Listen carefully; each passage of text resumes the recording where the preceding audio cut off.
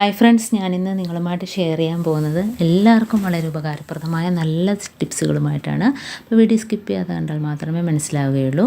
അപ്പോൾ വീഡിയോയിലോട്ട് കിടക്കാം. അപ്പോൾ ഫസ്റ്റ് ടിപ്പ് എന്ന് പറഞ്ഞാൽ നമ്മൾ മാവൊക്കെ കുഴച്ചതിന് ശേഷം ബാക്കി വരുമല്ലോ, അപ്പോൾ അതിങ്ങനെ എണ്ണ തടകിയതിന് ശേഷം ഒരു ഡപ്പയ്ക്കകത്ത് അടച്ച് ഫ്രിഡ്ജിനകത്ത് വെച്ചാൽ നമുക്ക് മുകൾ ഭാഗമൊന്നും ഡ്രൈ ആകാതെ തന്നെ നമ്മൾ ഫ്രഷായിട്ട് ഇപ്പോൾ കുഴച്ച മാവ് കണക്ക് തന്നെ ഇരിക്കും.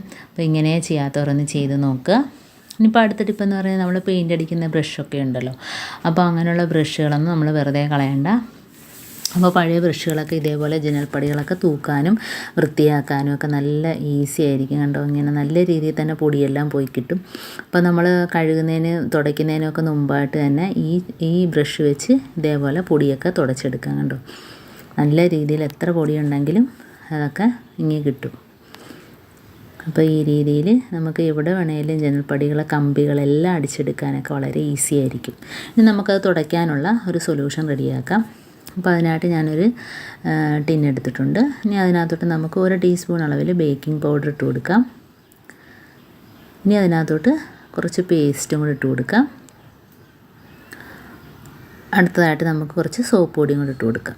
അപ്പോൾ എത്രമാത്രം വൃത്തിയാക്കാനുണ്ടോ അതനുസരിച്ച് നമുക്ക് ഇതിൻ്റെ അളവ് കൂട്ടുകയും കുറയ്ക്കുകയൊക്കെ ചെയ്യാം. അപ്പോൾ കുറച്ച് വെള്ളവും കൂടെ ഒഴിച്ചിട്ട് എല്ലാം കൂടെ ഒന്ന് മിക്സാക്കി കൊടുക്കുക. അപ്പോൾ ബേക്കിംഗ് പൗഡറും കോൾഗേറ്റും അതേപോലെ തന്നെ സോപ്പ് പൊടിയും കൂടെ ആകുമ്പോഴത്തേനും നല്ലൊരു ക്ലീനിങ് സൊല്യൂഷൻ തന്നെയാണ്. നമ്മുടെ ഈ എത്ര വർഷം പഴക്കം ചെന്ന കറയൊക്കെ പിടിച്ച കണ്ടോ ജനൽപ്പടികളൊക്കെ നമുക്ക് വളരെ ഈസി ആയിട്ട് നമുക്ക് ക്ലീനാക്കി എടുക്കാം. അപ്പോൾ അതിനായിട്ട് ഞാൻ അതിന് മുമ്പായിട്ട് നമുക്ക് ഈ കലക്കി വെച്ച് ഈ സൊല്യൂഷൻ അതിൻ്റെ പുറത്തോട്ട് ഒഴിച്ചു കൊടുക്കാം. ഈ അഴുക്ക് കറ അതിനകത്തോട്ടൊക്കെ ഒന്ന് ഒഴിച്ചു കൊടുക്കാം. എന്നിട്ട് 10 മിനിറ്റ് നമ്മൾ ഇതേപോലെ ഒന്ന് വെച്ച് കൊടുക്കുക.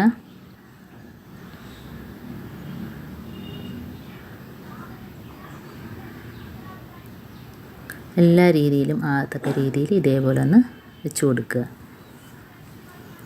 കറയൊക്കെ നല്ല രീതിയിൽ തന്നെ ഇളകി കിട്ടും.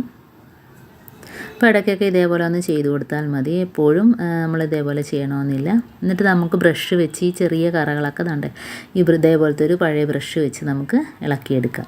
അതേപോലെ എന്തെങ്കിലുമൊക്കെ നമ്മുടെ ഈ ആഹാര സാധനങ്ങൾ എന്തെങ്കിലും ഉണങ്ങിയിരുന്നാൽ തന്നെയും അത് വളരെ പെട്ടെന്ന് തന്നെ ഇളകി വന്ന് കണ്ടോ.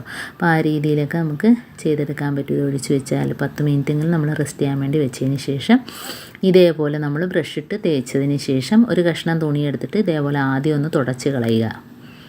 ഇതേപോലെ നമ്മൾ കോട്ടൻ്റെ തുണി ഒരു കഷ്ണം വെച്ച് ഇതേപോലെ തുടച്ച് കളയുന്നതായിരിക്കും നല്ലത്. അപ്പോൾ നല്ല രീതിയിൽ തന്നെ അതെല്ലാം ഇളകി വരും. കണ്ടോ, അതിന് ശേഷം വേറൊരു കഷ്ണം തുണിയും കൂടെ വെച്ച് നല്ലോണം ഒന്ന് നനച്ചിട്ട് ഇതേപോലെ ഒന്നുകൂടെ തുടച്ചെടുക്കുക. അപ്പോൾ തന്നെ നല്ല ക്ലീനായിട്ട് കിട്ടിയിട്ടുണ്ട്. ഇനി നമുക്ക് ഇത് ഉണങ്ങിയതിന് ശേഷമാണ് ഇതിൻ്റെ കറക്റ്റ് ആ ഒരു കളർ വ്യത്യാസം നമുക്ക് മനസ്സിലാകത്തുള്ളൂ. അതേപോലെ തന്നെ ഇനി നമുക്ക് അതിൻ്റെ ജനൽപ്പടി കണ്ടോ, ജനൽപ്പടികളൊക്കെ എത്ര തുരുമ്പിച്ച് അഴുക്ക് പിടിച്ചതാണേലും ഈ ഒരു സൊല്യൂഷൻ വെച്ച് തേക്കുമ്പം തന്നെ വളരെ ഈസി ആയിട്ട് തന്നെ നല്ല രീതിയിൽ വെളുത്ത് കിട്ടുന്നുണ്ടോ. അപ്പോൾ ഇതേപോലെയൊക്കെ ഒന്ന് ചെയ്ത് കൊടുത്താൽ പിന്നെ കുറേ നാളത്തേക്ക് നമുക്ക് അത് ഇപ്പോൾ പെയിൻ്റ് അടിച്ച കണക്ക് തന്നെ പുതിയതുപോലെ ഇരുന്നോളും. ഇതേപോലെ ഒന്ന് തുടച്ച് കൊടുത്താൽ മതി. എന്നിട്ട് നമ്മൾ ഉണങ്ങിയെടുത്ത് എന്നിട്ട് ബാക്കി സൊല്യൂഷൻ കണ്ടോ ഇത്ര അധികം ഉണ്ട്. അപ്പം നമുക്ക് ഇത്രയും ഉണങ്ങിയ തുണികളൊക്കെ ഉണ്ടെങ്കിൽ നമ്മളിപ്പോൾ തുടച്ച സ്ഥലത്തൊക്കെ ഇതേപോലെ ഒന്ന് തുടച്ചെടുക്കുക. കണ്ടോ, ഉണങ്ങിയ തുണി വെച്ചും കൂടെ തുടച്ചെടുക്കുക. അതിന് ശേഷം നമ്മുടെ ജനൽപ്പടികളൊക്കെ ഉണങ്ങിയതിന് ശേഷം കൈ വെച്ച് തൊടുമ്പം തന്നെ നല്ല രീതിയിൽ കണ്ടോ അഴുക്ക് കറകളെല്ലാം പോയിട്ട് നല്ല രീതിയിൽ തന്നെ വെളുത്ത് കിട്ടിയിട്ടുണ്ട്. കണ്ടോ, ഇതേപോലെ നമ്മുടെ എല്ലാ ജനലിൻ്റെ ഭാഗത്തും ഇതേപോലെ ചെയ്തെടുക്കാം. അപ്പോൾ ഇത്രയേ ഉള്ളൂ എൻ്റെ ഈ വീഡിയോ. ഈ ടിപ്സുകൾ നിങ്ങൾക്ക് ഇഷ്ടമായെങ്കിൽ ഒന്ന് ലൈക്ക് ചെയ്യാനും കമൻറ്റ് ചെയ്യാനും സബ്സ്ക്രൈബ് ചെയ്യാനും മറക്കരുത്. കൂട്ടത്തിൽ ബെല്ലൈക്കൻ എനേബിൾ ചെയ്യാനും മറക്കരുത്. എന്നാൽ മാത്രമേ ഞാനിടുന്ന ഓരോ വീഡിയോസും നിങ്ങളുടെ മുമ്പിൽ നോട്ടിഫിക്കേഷനായി എത്തുകയുള്ളൂ. അപ്പോൾ ഇനിയും നല്ല നല്ല ടിപ്സുകളുമായിട്ട് വീണ്ടും കാണാം. അതുവരേക്കും താങ്ക്സ് ഫോർ വാച്ചിങ്.